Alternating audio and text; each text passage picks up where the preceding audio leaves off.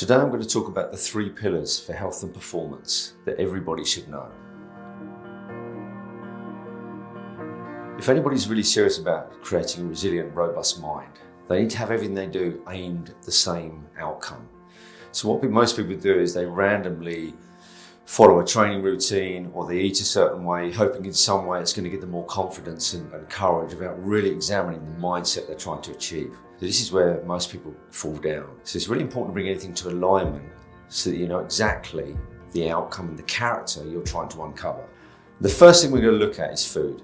The great civil rights activist Gandhi said the first thing he mastered was his palate. That's the first thing he mastered, what he consumed. Because he understood that food and drink is the biggest source of self-sabotage for everybody. So most people will be led emotionally, the highs and lows. They use it as a reward system, what they consume. If they're feeling low, they'll be led to the fridge to make themselves feel better. It's a constant self-sabotaging habit when it comes to food. So mastering food is a really important thing to do. You don't have to go any crazy diet, but just start with something like eliminating sugar from your diet at least 6 days a week.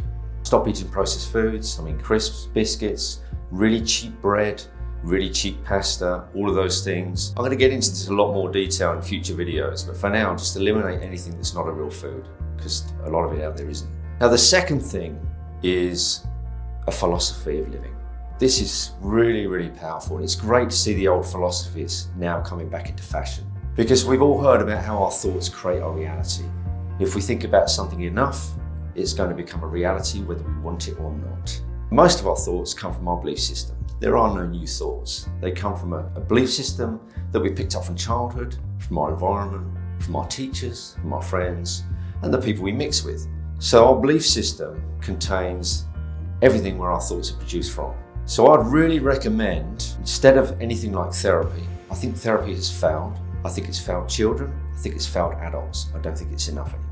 Before therapy, there was philosophy. Philosophy is a way of living, a search for wisdom, a guiding principle for behavior. That makes it far more powerful than any therapy. I would look at something like Stoicism, which is receiving great acclaim at the moment. It's on a real comeback trail. Bushido, the way of the warrior, the Japanese philosophy of the samurai, which has been updated for the modern times. Zen Buddhism, anything that puts the responsibility onto you, anything that makes you be more responsible, anything that makes you tackle challenges with much more vigor without shrinking back and knowing that it's part of the pathway. So I'd really recommend following a good philosophy so that you have to adhere to its values and live your life accordingly. And it's really, really powerful, really powerful. In fact, I coach a lot of children and a lot of adults, and I don't even use what I would call therapy. I use philosophy, and they absolutely love it. It's almost as if they found the Holy Grail. And I felt the same way as a young man when I found it and I discovered it. It was what I was looking for. So I can't recommend it enough. Lastly, movement, fitness. You need a resilient physical structure in order to go and achieve your dreams or go forward in life with what you want to do. Now, most people randomly go to the gym and they become self-obsessed. So it's all about six-pack shoulders. These are side benefits people focus on. So they take a side benefit and use it as a main goal, and it's not. So you should ask yourself deeper questions. What mindset am I trying to uncover here? What powerful character do I want to develop by my fitness routine? These are the questions you should be asked first.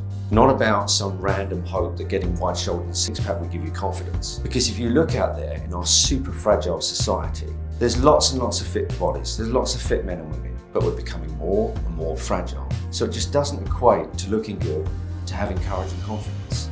It's not moving across, it's not a guarantee. So you should aim a lot more carefully. Now, if what you do doesn't create fear, then it's unlikely it's going to create the sort of mindset you're looking for. Your training should produce fear.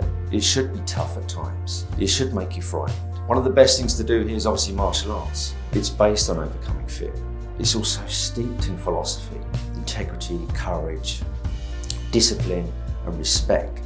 Something we could really do within today's world. So anything that produces fear and pushes you, really pushes you, is going to help you with your philosophy, how you eat. It's all going to come together and create a robust character that most people are looking for.